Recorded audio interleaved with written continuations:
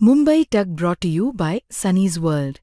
Pune's Pride Sunny's World, life in sunshine. Resort weddings, events, restaurants, adventure wellness. Sunny's World, perfect destination for every occasion. पैशाचा हव्यास कोणाला काय करायला लावू शकतो याची अनेक उदाहरणं आपण पाहिलेली आहेत। या नीट पेपर फुटी प्रकरणामध्ये अनेक पात्र आहेत आणि यातली महत्त्वाची पात्र आहेत जी या पेपर फुटीमधले महत्त्वाचे दुवा आहेत। हे प्राध्यापक होते, यांना लाखो रुपयांचा पगार होता, तरी सुद्धा काही पैशांसाठी त्यांनी त्यांच्या प्रोफेशनशी, त्यांच्या व्यवसायाशी गद्दारी केली। आपण बोलूयात मनीषा मांढरे यांच्याबद्दल। मनीषा मांढरे ही मॉडर्न महाविद्यालयामध्ये प्राध्यापिका होती। गेल्या 24 वर्षांपासून ती तिथे वनस्पतीशास्त्र असेल, प्राणीशास्त्र असेल याचे विषय विद्यार्थ्यांना शिकवायची। 11वी आणि 12वी या दोन वर्गांना ती हे सगळे विषय शिकवायची। खरं तर या मनीषा जी मांढरे आहे तिच्या चौकशीमधनं सीबीआयला अनेक धक्कादायक खुलासे झालेले आहेत। या संपूर्ण व्हिडिओमध्ये आपण ते समजावून घेणार आहोत। पण ही मनीषा मांढरे नेमकी कोण आहे, तिने हे पेपर लीक कसे केले आणि हे विद्यार्थ्यांपर्यंत कसे पोहोचले, तिने कुठल्या क्लुप्त्या वापरल्या, हे सगळं आपल्याला या व्हिडिओच्या माध्यमातून समजावून घ्यायचं आहे।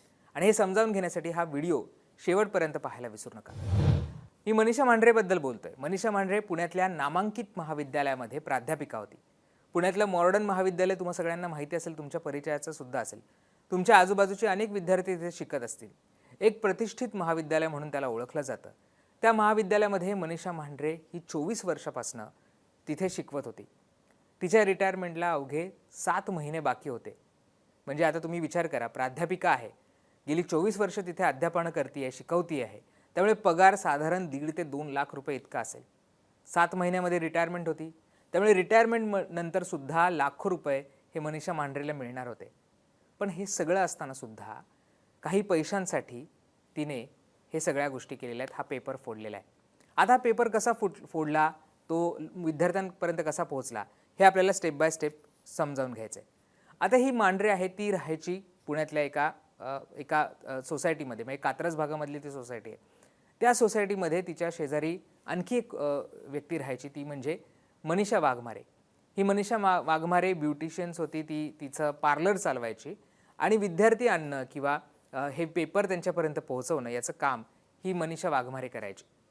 आता ह्या ज्या मनीषा मांढरे आहेत किंवा ही जी मनीषा मांढरे आहे ती जे पेपर सेट करण्याचं काम आहे, म्हणजे राष्ट्रीय परीक्षा एजन्सी आहे त्याच्यामध्ये पदावर होती। म्हणजे हे पेपर सेट केले जात होते, त्यामध्ये मनीषा मांढरे हिचा सुद्धा सहभाग होता। त्यामुळे पेपर नेमका कसा असणार आहे, पेपरमध्ये कुठले प्रश्न असणार आहेत, या सगळ्याबद्दलची माहिती ही मनीषा मांढरेला असायची। ही जी वाघमारे आहे ती तिच्या घराशेजारी राहायची, त्यामुळे त्यांचं बोलणं चालणं व्हायचं ब्युटी पार्लरच्या माध्यमातून किंवा इतर तिचं जे नेटवर्क होतं त्याच्यामधनं ती हे विद्यार्थी शोधायची। आता या मांढरे ज्या आहेत ती मॉडर्न महाविद्यालयामध्ये प्राध्यापिका असल्यामुळे आणि या एजन्सीमध्ये म्हणजे राष्ट्रीय परीक्षा एजन्सीमध्ये ती महत्त्वाच्या पदावर असल्यामुळे तिला कुठलाही जो खाजगी क्लास आहे तो घेता येत नव्हता किंवा तो तसा कायद्यामध्ये नुसार तिला घेता येत नाही। पण मग काय केलं जायचं, तर मग ती काय करायची, तर तिच्या घरी एक स्पेशल सेशन घ्यायची, स्पेशल क्लास घ्यायची आणि ज्याच्यामध्ये काही विद्यार्थ्यांना जे पुस्तकं आहेत किंवा जे नोट्स आहेत त्याच्यावर टिकमार्क करायला सांगितलं जायचं आणि ते टिकमार्क करताना सांगितलं जायचं की हे प्रश्न महत्त्वाचे आहेत आणि हे प्रश्न परीक्षेमध्ये तुम्हाला निश्चित येतील, असं मांढरेकडनं ते त्या जे विद्यार्थी तिच्या घरी शिकायला यायचे त्यांना सांगायची।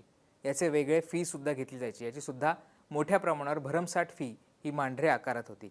या सेशन्समध्ये वनस्पतीशास्त्र असेल, प्राणीशास्त्र असेल, याच्यामधले महत्त्वाचे प्रश्न हे विद्यार्थ्यांना सांगितले जायचे।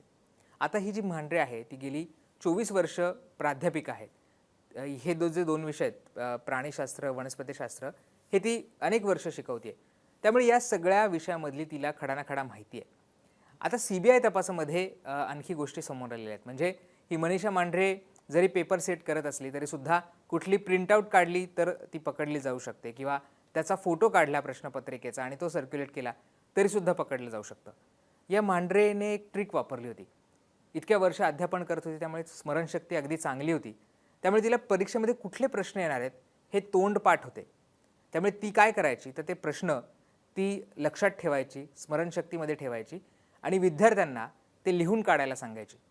विद्यार्थी ते कागदावर लिहून काढायचे आणि त्यानंतर त्यांची उत्तरं ही शोधली जायची। अशा पद्धतीनं कुठलाही पुरावा मागे न ठेवता, म्हणजे मोबाईलमध्ये कुठलाही फोटो न ठेवता किंवा अशा या प्रश्नपत्रिकेची कुठली प्रिंटआउट न काढता तिने हे सगळे प्रश्न लिहून काढले होते आणि हे प्रश्न तिने विद्यार्थ्यांना दिले होते आणि सांगितलं होतं हे अत्यंत महत्त्वाचे प्रश्न आहेत, ते तुम्हाला परीक्षेमध्ये विचारले जातील. आता जसं मी म्हटलं की मॉडर्न महाविद्यालयामध्ये इतक्या वर्ष शिकवत होते, त्यामुळे या सगळ्याबद्दलची माहिती होती. अर्थात मॉडर्न महाविद्यालयाने आता मांढरेवर कारवाई केलेली आहे आणि आता पुढची सुद्धा कारवाई CBI करते. पण केवळ 7 महिने हे रिटायरमेंटला राहिले होते. मॉडर्न महाविद्यालयाचं म्हणणं आहे की आम्हाला त्यांच्या या सगळ्या म्हणजे जी राष्ट्रीय परीक्षा एजन्सीमध्ये त्या काम करत होत्या 5-6 वर्षापासून हे माहिती आहे, पण त्याचा आणि महाविद्यालयाचा कुठलाही संबंध नाही आहे. त्यांनी ज्या पद्धतीनं पेपर फोडला आहे किंवा त्यांनी विद्यार्थ्यांना माहिती पुरवली आहे त्याचा आणि महाविद्यालयाचा सुद्धा संबंध नाही आहे. केवळ त्या 11वी-12वीच्या मुलांना शिकवायच्या आणि तिथपर्यंतच महाविद्यालयाचा त्यांचा संबंध आहे. अर्थात त्या चांगल्या प्राध्यापिका होत्या, त्या चांगल्या शिकवायच्या, हे सुद्धा कॉलेजने सांगितलेलं आहे. पण या घोटाळ्याशी किंवा या पेपर सेट करण्याशी आपला कुठलाही संबंध नाही आहे असं सुद्धा मॉडर्न महाविद्यालयाने या सगळ्यामध्ये स्पष्ट केलेलं आहे. आता मी जसं म्हटलं की त्या सगळे जे प्रश्न आहेत ते तोंडपाठ केले जायचे आणि विद्यार्थ्यांना ते लिहून दिले जायचे किंवा लिहायला सांगितलं जायचे आणि मग त्यांची उत्तरंही शोधली जात होती. 1.5 ते 2 लाख रुपये पगार हा मांढरे हिला मिळत होता, पण आणखी पैशासाठी तिने हे सगळं जे नेटवर्क आहे ते रचलं होतं. मग घरी विद्यार्थी यायचे, त्यांना हे पेपर सांगितले जायचे, हे प्रश्न सांगितले जायचे. जी मनीषा वाघमारे आहे तिच्या माध्यमातून सुद्धा हे जे पेपर आहेत ते इतर विद्यार्थ्यांपर्यंत पोहोचवले जायचे आणि या माध्यमातून लाखो रुपये ही मनीषा मांढरे कमवत होती. हे सुद्धा आता या सगळ्या तपासामधनं समोर आलेलं आहे.